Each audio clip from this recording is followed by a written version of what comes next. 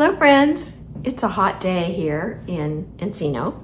So I was out in the garden early and did a little bit of work. I'm worried about having to divide my irises because that's a lot of work in the sun.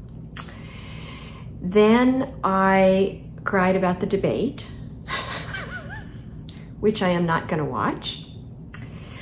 But then I just sat down and read a book, which is such a luxury because when I was raising children and when I was working, I never sat down and read a book. I was either grading papers or reading texts or preparing a lesson. So to sit down and read a book is a luxury. I want to tell you the book I'm reading about. I know this might be old news for some of you, but still, I just thought I would tell you because it's what I did today. I am reading a book called Crazy Rich Asians by Kevin Kwan. It's not a new book. Let's see. It was published in 2013. It's really not a new book. And a movie came out after that, also called Crazy Rich Asians, which I watch at least once a week. So this is a 2-for-1, a book and a movie review. Let's start with the movie because that's the thing that I was introduced to first. I love the movie. It's fabulous. It's visually so gorgeous and lush. The characters are all very beautiful and it's so well acted. The men are handsome and the women are beautiful and the costuming is gorgeous. The plot line is fun. Awkwafina is also in it and she's hilarious. I cannot recommend it enough. I absolutely love it. And I am not joking when I say I watch it once a week. I'm gonna get my husband to testify to that. Okay, Mr. Hubble, tell the readers, what movie do I watch at least once a week? Well, there are several, but the most favorite that she watches most frequently is Crazy Rich Asians.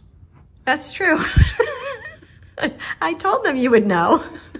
And I can tell when she's busy or stressed or working very hard, she goes into the kitchen, either is preparing meals, cleaning up, or working on her blog on her computer, and she turns on Crazy Rich Asians, but also Jessica Fletcher. Yes, of course, I do love Jessica. Okay, so if you haven't seen Crazy Rich Asians, it's on Amazon Prime, you have to watch it. It's just delightful in every way. And of course, it has a happy ending, a fun ending.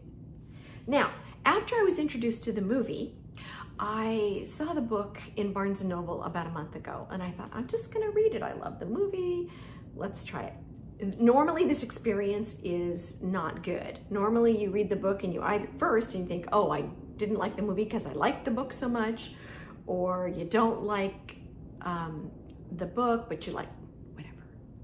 I love the book. And even though the plot does adhere, the movie plot, does adhere somewhat to the book, there are lots of fascinating details and interesting twists that are not in the movie that I'm finding so delightful. One of the reasons that I love the book so much is because it's a little bit like a history lesson and a cultural lesson about China and Singapore, Hong Kong. It tells you about the class system, the designers, the fashion designers, the old money versus new money. It's just fascinating in every way. And I'm just having a fabulous time. So this is the book that I sat down and enjoyed today after I was exhausted from the garden. And I think tonight, probably while I'm cooking dinner, I'll watch the movie. You should too.